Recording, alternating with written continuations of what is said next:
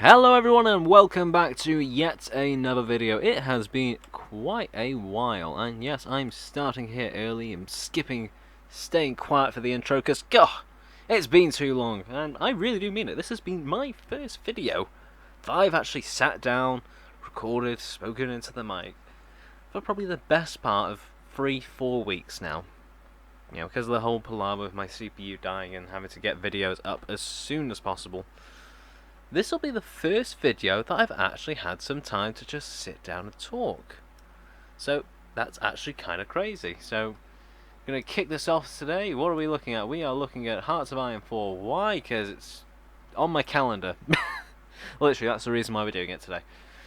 Okay, so Hearts of Iron 4, what is it? Well, it's one of my most played games on Steam. I'm terrible at it, but I don't care. It's fun, it can be brilliant, but it has got a couple of issues. And, well, those couple of issues are going to be pretty summarized right now. Holy hell, this game is slow to start. Now, I don't mean it takes forever to load. No. It loads very quickly because, yeah, there's not too much that way that needs to be done.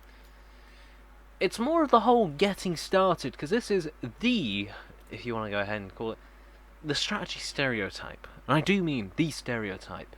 You know, lots of in-depth micromanaging that you can go ahead and do, but on the other hand, lots of in-depth micromanaging that you have to do.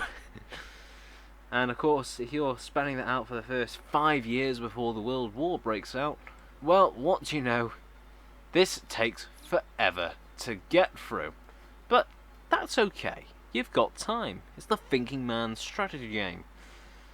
Quite literally, because that's all you can do.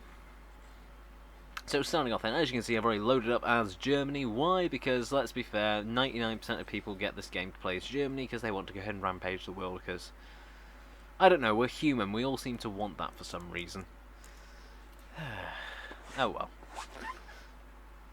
So, what am I doing? Well, me, currently, I'm building up an army.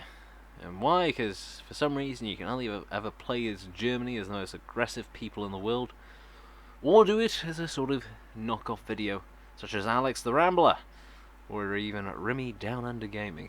I'll leave links in the description. Love those guys, they're brilliant. But yeah, building up. It's slow, it's painful, but hey, what do you know? I've gotten the Rhineland. Now what this means is, if you don't know, you aren't a history buff, essentially up until a certain point in time in real life, the Rhineland was a demilitarized zone because, you know, Germany just already had a world war, and what do you know, people don't want Germany to go to war again. Sadly, that didn't quite work out. They remilitarized the Rhineland, they started claiming this, that, and the other, and then, well, they sort of said, sod it, we're going to war with Poland. And a long chain of events that sort of kicked off from that. Well, we're going to roughly do the same. I say roughly. Things are going to go a bit awry for us, as you will see later on. To be fair, what we're doing here is what you'll do 99% of the time. You'll be looking at a screen, quite literally watching time pass. I'm pretty sure watching paint dry would be slightly more interesting for the long part. But when things happen, and I do mean it, when things happen, things get pretty interesting pretty quickly. Yeah, you've got stuff like taking over various states, going to war. Anschluss, which is a nice one. This one is basically when Germany decided, oh, Austria, oh yeah, we have decided that you are actually German.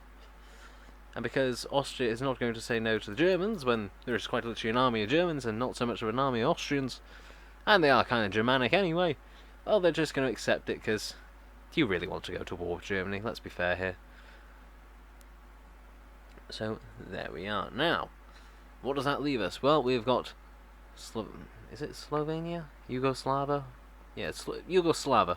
Down to the south that I kind of want to chunk out of. Why? Because it's more landmass. More landmass is good. It means factories and all other little things that you can use to bolster your resources. But obviously we're playing as Germany, which means we'll probably be going pretty damn well for a while, run out of resources, and then we'll have our asses handed to us on a hot plate. And of course, after taking Yugoslavia, like I said we would, see? I've got that nice foresight, and because I played it, I guess I would have that foresight. Well, time for a bit of research, I think. So we're going to start getting extra stuff for, well, resources and factories. Those improved machine tools, they basically allow a factory to have a better efficiency. Now, it doesn't automatically upgrade its efficiency because, well, that would just be a bit unfair.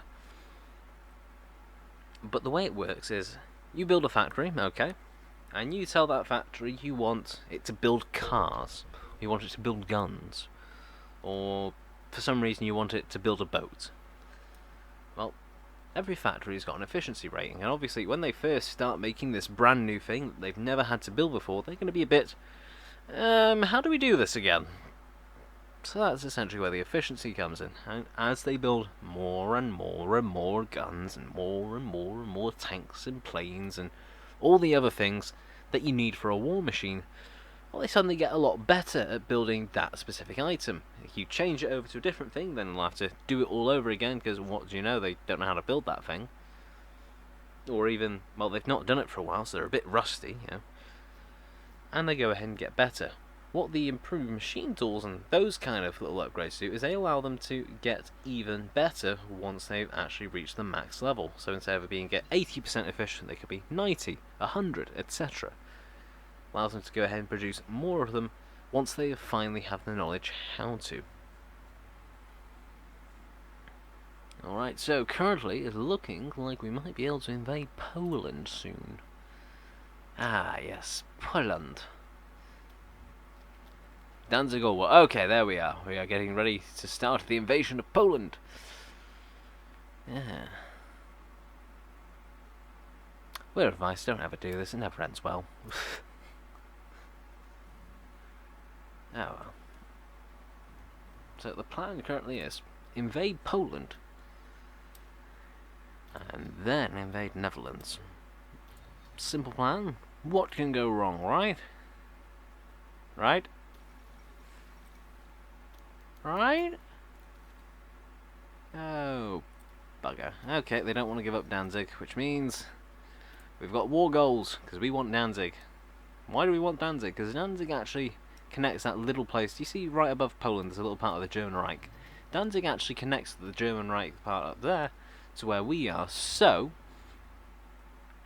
if it reconnected us, that'd be nice. But because Poland doesn't want to give up Danzig to us so we can reconnect our borders, well, we're throwing a bit of a hissy fit. And by hissy fit, I mean we're throwing a couple of million troops down their throats until they decide to go ahead and give it up.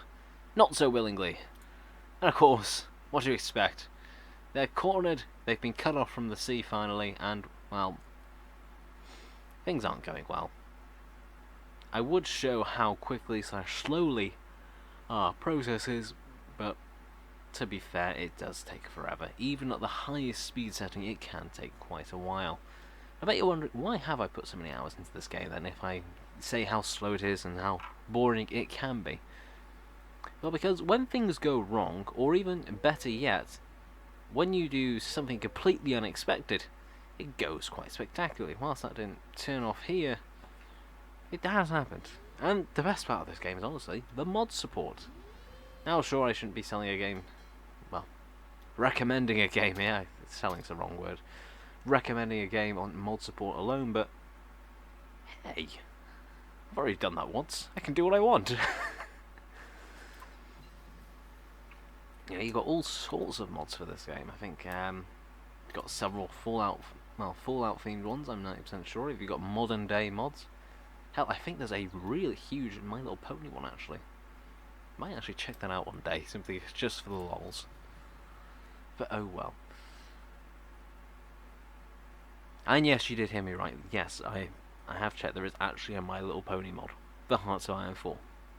You know, a game about World War II and invading each other and all that lot.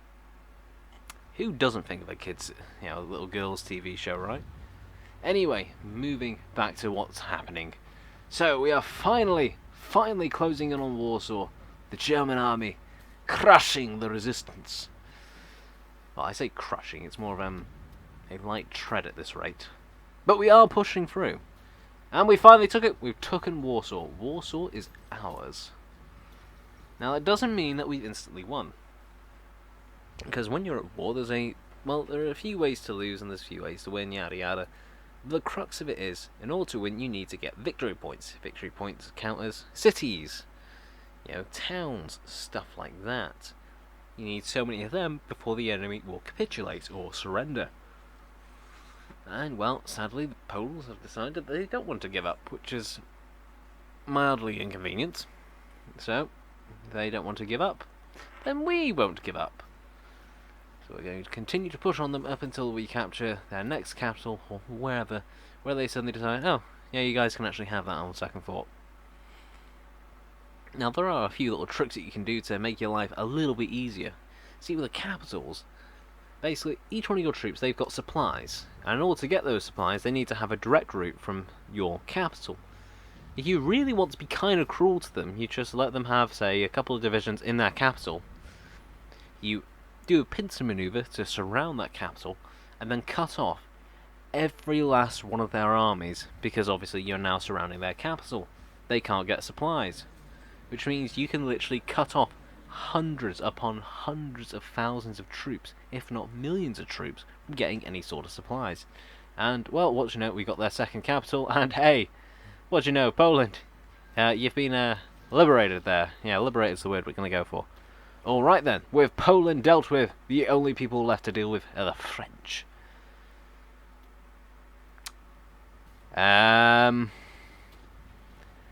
That's not supposed to happen. Why are the French on our borders? Rommel, what happened? Yeah, so it turned out, going through the Netherlands was a very, very, very, very, very, very, very dim idea. Because the Netherlands, they're not easy to get through, you see, because they're swamps, basically. Well, not really swamps. But they are incredibly tough terrain to traverse as an army. And we have a slight issue. Basically, because of having to move our troops, our guys basically can't get any sort of organisation, Because think of it this way, when you move several thousand troops to a new location, you're going to need to organise them, give them orders, give them time to prepare. You can't just send them to say, oh, all you lot go over there and immediately start fighting, because they're not going to know where stuff is. They're not going to know where to get ammunition from. It's going to hamper their ability to conduct combat extremely. And here's the problem. I've literally had to go ahead and relocate all of my troops here. And here's the other problem. I can't get any of them to organise themselves. So, not only have the French broken through the Maginot Line, which is kind of impressive for the French, but we can't stop them. We can't get enough supplies down here, and even if we can get enough supplies down here, our troops aren't organised enough to hold any kind of a resistance. We are losing to the French! The French, of all people! Oh well. I'm sure the French now hate me. And this is why you never, ever follow the original plan. It never works out. Alright, so what can we do, if anything? Oh yeah, China, Japan, yeah, white pieces, yada yada. Completely ignoring Asia in this game, because to be fair, Asia does the same thing every game. I think I've only seen them do something different maybe once in my several hundred hours. Okay, so they've taken Frankfurt, Nuremberg, Augsburg, Munich. Running out of space to pull back to at this rate. I might have to. Oh my! France, stop! France, stop! You. Oh boy. Yeah, this is the other thing that I have to admit. This is the reason why I usually play with mods. France is strong when they've actually got the entirety of the Allies actually behind them. That is one thing for them to be behind them. There's another thing for them to actually behind them to a degree that they will actually fight back. And they're fighting back, which is mildly inconvenient. So I'm going to go ahead and cut it there, because I'm going to cut my losses and cut this video. So like the video if you like it, dislike it if you dislike it. Any thoughts or questions, leave them down in the form of a comment below. And well, as always, this is the 117th Con signing off. Stay safe out there, folks. Have a great day, and I will catch you all in the next one. Until then, ta-ra.